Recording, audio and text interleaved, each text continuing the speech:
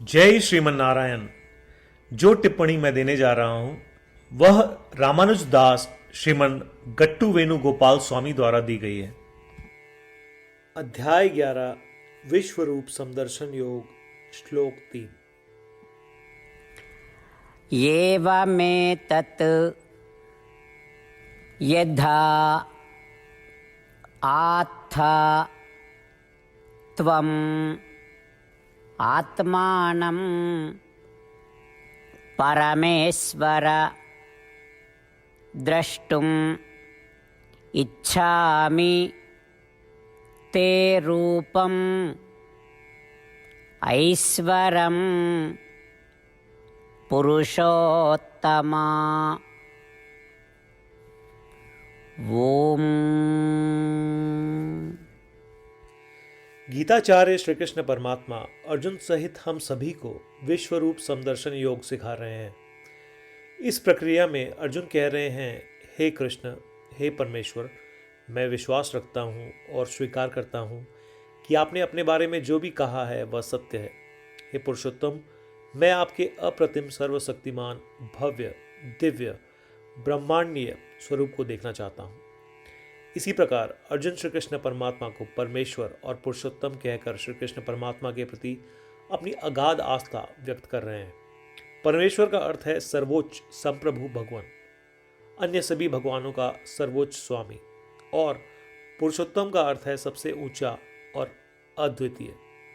आइए हम भी अर्जुन के स्थान पर रहकर और श्री कृष्ण परमात्मा के सार्वभौमिक रूप को उनकी दिव्य पारलौकिक शक्तियों जैसे शासन करने, रक्षा करने, सृजन करने, बनाए रखने और नष्ट करने की अभिव्यक्ति को देखने की इच्छा रखें। श्री कृष्ण परमात्मा या श्रीमन नारायण के प्रति समर्पण करके अपने जीवन को सार्थक बनाने का प्रयास करते हुए आइए हम अर्जुन के शब्दों को श्लोक के रूप में दोहराने का प्रयास करें। एवमेतत् यथा आत्थत्वम् आत्मानं परमेश्वर द्रष्टुमिच्छामि ते रूपम् ऐश्वरं पुरुषोत्तमा।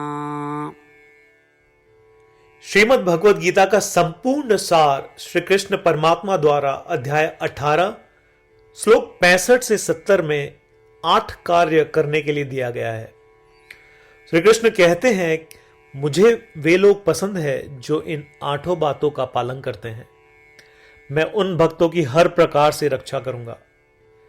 श्री कृष्ण परमात्मा द्वारा बोली गई संपूर्ण भगवद गीता को सुनने के बाद अर्जुन कहते हैं, करिष्ये वचनम तव, जिसका अर्थ है, कृष्ण, मैं वैसा ही करूंगा जैसा आप कहेंगे। यही कारण है कि श्री कृष्ण ने अर्जुन को सभी प्रकार की सफलताएं और जीत प्रदान की है। आइए परमात्मा को वचन दे कि हम इन 8 कर्मों का पालन करेंगे। ऐसी कोई पूजा, तप या यज्ञ नहीं है जो परमात्मा को यह शब्द देने से बढ़कर हो। मैं कहूंगा कि ये 8 प्रतिज्ञाएं हमें करनी चाहिए। कृपया आप सभी इन्हें अपने दिल और दिमाग में सोचें। इस प्रकार श्री कृष्ण को अपना वचन देते हुए आइए हम सभी श्री कृष्ण के सुंदर चेहरे को खुशी से चमकते हुए देखें और आनंद का अनुभव करें। जय श्रीमन नारायण। ये है हमारे 8 वचन। हमारा पहला वचन, हे श्रीमन नारायण, जैसा आपने निर्देश दिया मैं हमेशा आपका ध्यान करूंगा और आपके बारे में सोचूंगा। हमारा दूसरा वचन, हे श्रीमन नारायण, जैसा कि आपने सलाह दी मैं हमेशा आपका भक्त रहूंगा। हमारा तीसरा वचन, हे श्रीमन नारायण, मैं अपने सभी कार्य आपकी सेवा के रूप में और आपकी संतुष्टि के लिए करूंगा। हमारा चौथा वचन, हे श्रीमन नारायण, जैसा कि आपने अनुसरण करने के लिए कहा था, मुझे पूरा विश्वास है कि मैं आपका हूं और मैं हमेशा अपने हाथ जोड़ूंगा और आपको नमस्कार करूंगा।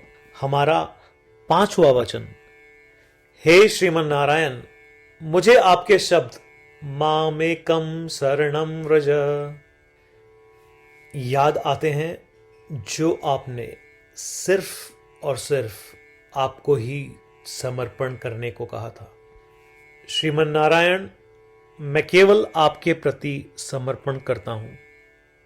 हमारा छठा वचन, हे श्रीमन नारायण, मुझे आपके शब्द मां शुचः याद आते हैं कि आप हमें शोक न करने का आश्वासन दे रहे हैं।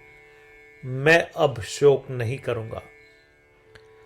हमारा सातवां वचन, हे श्रीमन नारायण, आपने हमारे लिए श्रीमद् भगवद गीता देकर हम सभी पर कृपा की है और आशीर्वाद दिया है। मैं कम से कम एक श्लोक पढ़ने या सुनने का वादा करता हूं। हमारा आठवां वचन, हे श्रीमन नारायण, आपने सारी मानवता को गीता प्रदान की। मैं गीता में आपके दिव्य शब्दों को उन भक्तों तक फैलाने का प्रयास करूंगा जो गीता से अपरिचित हैं। हमने अभी अभी परमात्मा को 8 वचन दिए हैं। प्रतिदिन श्रीमन नारायण को यह वचन देना कि हम वैसा ही करेंगे जैसा वे कहेंगे, अपने आप में एक महान पूजा है। आइए हम उसे अपने अटल विश्वास के साथ अपना वचन दें। श्रीमन नारायण करिष्ये वचनम तव, जिसका अर्थ है, श्रीमन नारायण, मैं आपके निर्देशों के अनुसार कार्य करूंगा। सर्वम श्री कृष्णार्पणमस्तु। जय श्रीमन नारायण। एवमेतत् यथा आत्थ त्वम् आत्मानं परमेश्वर द्रष्टुम् इच्छामि ते रूपम् ऐश्वरं पुरुषोत्तमा। ओम। एवमेतत् यथा आत्थत्वम् आत्मानं परमेश्वर द्रष्टुमिच्छामि ते रूपम् ऐश्वरं पुरुषोत्तमा।